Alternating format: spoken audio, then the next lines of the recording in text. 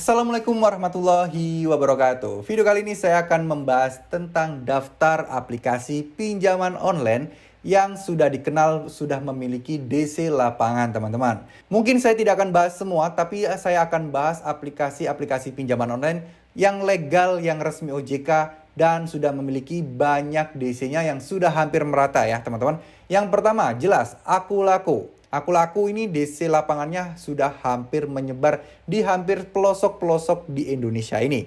Jadi buat kalian yang bertanya-tanya apakah Akulaku di kota ini ada, di kota ini ada, jawabannya Akulaku ada di semua tempat. Nah, hal ini juga hampir sama dengan Kredivo ya, teman-teman. Kredivo itu juga hampir ada di semua tempat. Kedua aplikasi ini sangat merajai dan mungkin termasuk dua aplikasi terbesar yang ada di Indonesia saat ini. Nah, selanjutnya dikuasai juga oleh Home Credit. Home Credit ini juga hampir ada di seluruh wilayah Indonesia. Bahkan di daerah terpencil di daerah Kalimantan Utara pun itu sudah ada DC dari Home Credit.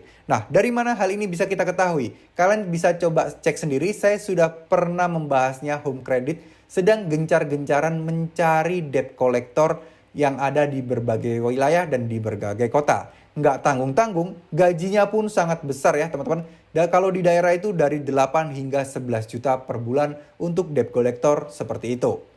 Nah, selanjutnya ada juga Kredit Pintar.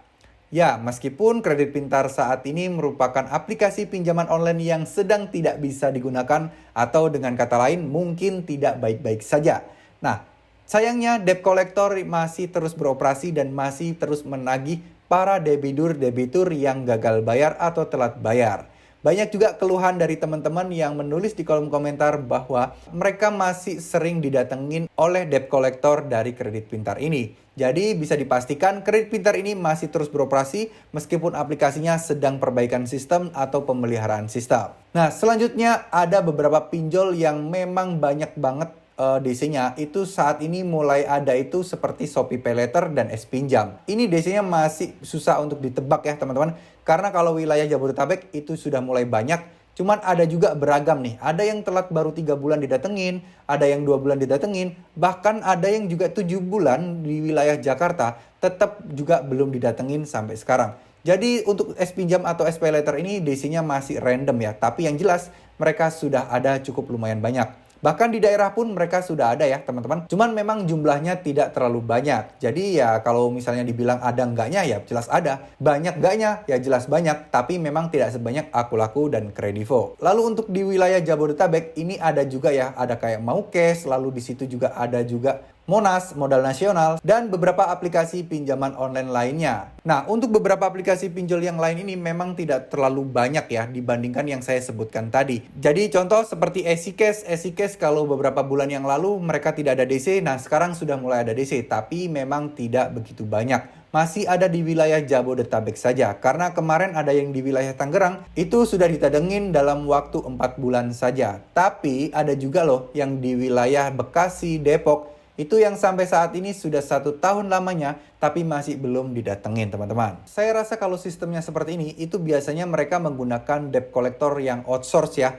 Jadi kalau debt collector yang outsource itu memang mereka tidak menerima data secara rinci dan detail dari data diri kalian teman-teman. Contoh, maksudnya data nggak detail atau nggak rinci itu gimana sih bang? Maksudnya adalah cuman dikasih nomor telepon kalian, nama lengkap kalian, lalu tagihan kalian. Mereka nggak dibekali dengan data-data lengkap kalian lainnya. Jadi ya alamat-alamat kalian ya sesuai yang kalian daftarkan di awal teman-teman.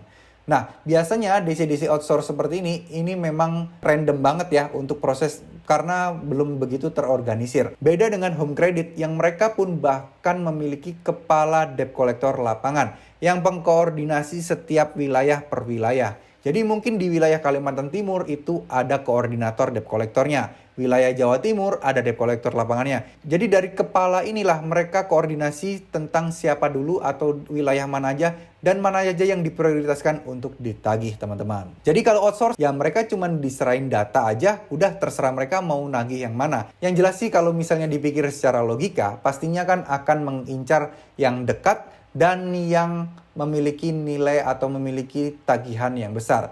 Karena tugas mereka itu, kesuksesan mereka itu dalam penagihan diukur seberapa tinggi atau seberapa besar dana yang masuk atau yang berhasil mereka tagih dan terbayarkan. Ya, semoga video ini bisa bermanfaat. Terima kasih. Wassalamualaikum warahmatullahi wabarakatuh.